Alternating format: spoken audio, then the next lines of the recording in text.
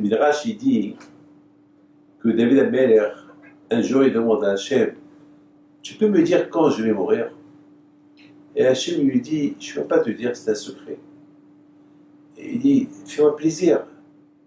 Ne me dis pas le jour, mais dis-moi quel jour dans la semaine je vais mourir. Ne me donne pas la date. Il dit, alors tu vas mourir un Shabbat. Il dit à Hachem, Hachem, est-ce que je peux mourir vendredi? Il a dit non, je ne peux pas t'enlever un jour de ta vie. Parce qu'un jour de ta vie, c'est important pour moi. Les mitzvot que tu fais dans un jour de ta vie, c'est important pour moi. Il dit alors Hachem, que je meurs dimanche. Il dit non, tu ne peux pas mourir dimanche, parce que je ne peux pas t'ajouter un jour de plus, parce que si je t'ajoute un jour de plus, c'est que tu vas prendre un jour de royaume à ton fils, le roi Salomon. Parce que le roi Salomon, dès que tu meurs, Shabbat, il prend ta place. Donc si je reste vivant jusqu'à dimanche, tu vas lui prendre, tu vas le voler de 100 ans. Et la question se pose, pourquoi David Ameller, il ne voulait pas mourir Shabbat? Où est le mal? Pourquoi le Shabbat, c'est un mauvais jour? En plus, c'était... il faut savoir que David Ameller, il est mort le jour du Shabbat, et c'était Shavuot, la fête de Shavuot. Maintenant, lui, il ne savait pas que c'était à Shavuot. Maintenant, lui, il ne voulait pas mourir Shabbat. Oui, le mal. Il n'y a pas de mal mourir Shabbat. Vous savez, si Hachem il décide que la personne il meurt Shabbat, il doit mourir Shabbat. On voit que David Ameller, il n'a pas voulu mourir Shabbat. Il voulait mourir que dimanche ou vendredi. Mes amis, c'était dur pour David Ameller de se séparer du Shabbat. David Ameller, il se préparait toute la semaine pour Shabbat. Comment voulez-vous qu'il meure Shabbat en plein Shabbat? C'est comme quelqu'un, mes amis, qui va encaisser son loto, parce qu'il a gagné 1 milliard d'euros au loto, il va l'encaisser, on vient lui prendre le loto. Au moment d'encaissement, il perd son loto. Quelle déception! David Ameller, à Shalom, il voulait arriver à ses fins, passer tout le Shabbat. Le Shabbat, c'est l'équivalent de toute la Torah. Celui qui respecte Shabbat, c'est Gan Eden. Alors, il préfère, à la rigueur, ne pas commencer Shabbat, ou le terminer, ou le faire et le terminer, ou ne pas le commencer, mais le commencer et l'arrêter. Il n'a pas voulu. C'est pour ça qu'il a supplié à Hachem que finalement, qu'il lui laisse pas mourir Shabbat, parce que c'est dur pour lui. Hachem lui a dit non. Ton jour, c'est Shabbat.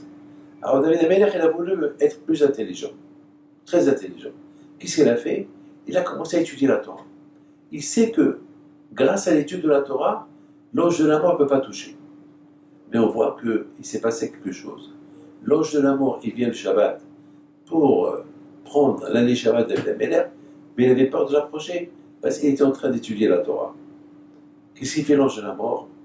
Il est rusé, il a commencé à bouger les arbres, il a provoqué un grand bruit, c'est que le temps que David Ameller il voit ce qui se passe, et pendant ce laps de temps qu'il a arrêté d'étudier la Torah, il a pris son âme.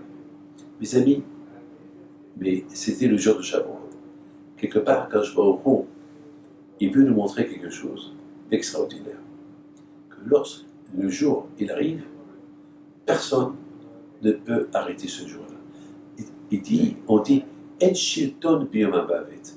Lorsque le jour il arrive, même si tu es le roi, même si tu es multimilliardaire, tu ne peux pas acheter ta vie avec de l'argent. Même si tu es roi, tout le monde a peur de toi.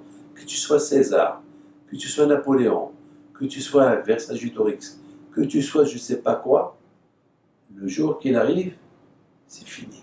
Tu ne peux rien faire. Mes amis, vous savez, j'étais en train de parler au téléphone avec quelqu'un. Je parlais avec lui. Il était vivant. Il était jeune. Après, il me dit, bon, Rabbi David, c'est lui qui nous a offert un beau Echad à Ashdod. Il me dit, bon, Rabbi David, on se voit la semaine prochaine. Et 5 minutes plus tard, c'est sa femme qui m'appelle. Elle pleure au téléphone.